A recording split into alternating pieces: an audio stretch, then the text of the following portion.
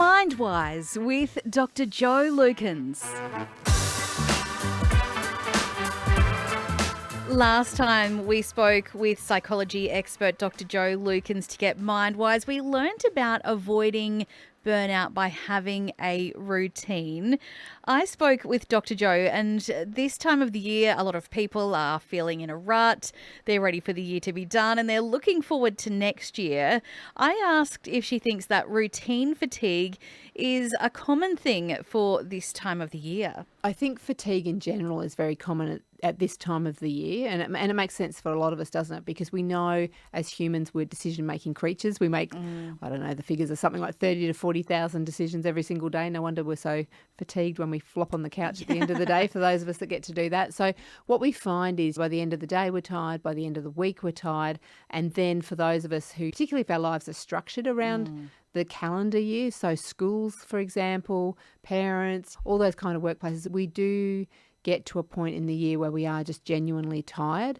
And part of that is, as much as we do rely on our routine, like we talked about the last time we had this conversation, sometimes the routine in and of itself can be fatiguing as well. Yes, and so apparently more than half of Aussies are suffering from routine fatigue, but 4 in 5 of us are seeking new and adventurous experiences to improve our mental well-being, skydiving and different crazy things like that. Why do you think that is? I think it's that novelty factor, isn't it? It's the curiosity. And I think there'll be some of our listeners who will be going, I would not go skydiving in a peak. That does not sound like fun to me. Why would I jump out of a perfectly good plane? Correct. And then there'll be others who will be saying, where can I sign up? And I think a lot of it is around perception of those kinds of activities, particularly the high adrenaline types of activities, the skydiving, the zip lining, all those sorts of things that people might like to do.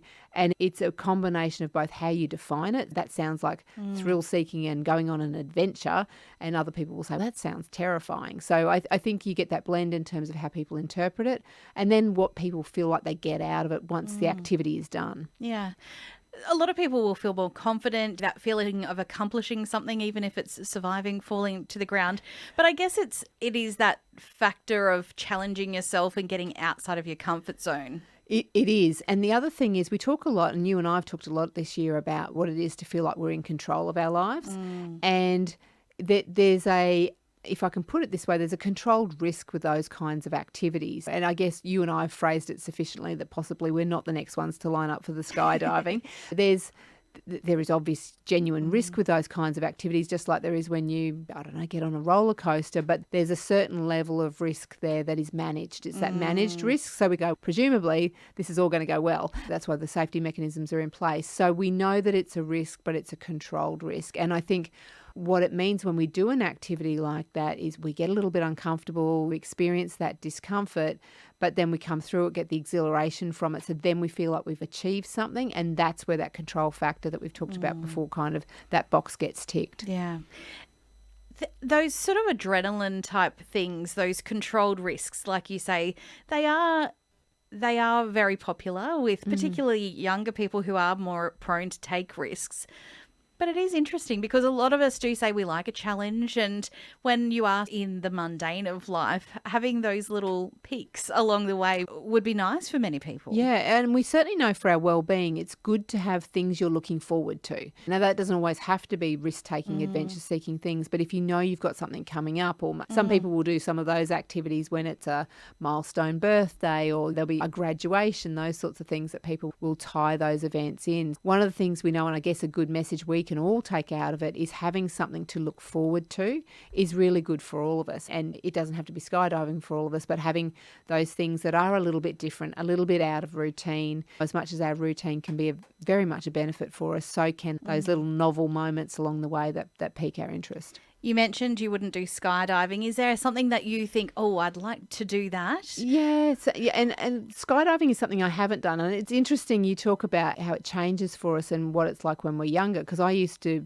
be the first in line for the roller coasters. And I have to confess, I've noticed in myself that I don't do that. Like, I'll do it, but not with the enthusiasm I possibly did. So I do like adventurous activities though. So snow skiing is a great one, but living in North Queensland, there's not so many opportunities for that. You don't come by that too often. No, you have to go a little further afield. So I do like to stretch myself as well. It will always be within the bounds of where I feel comfortable, where I Yes. feel safe. So that risk taking varies for everyone. Out of your comfort zone-ish. Ish, yes, a smidge out of my comfort Smidge. zone. So I want to ask this, and this is a little bit, it's not quite jumping out of a plane, but I have noticed that quite a few of my friends, they get to 35, 40, and then they'll all of a sudden take up marathon running or they'll take up triathlon.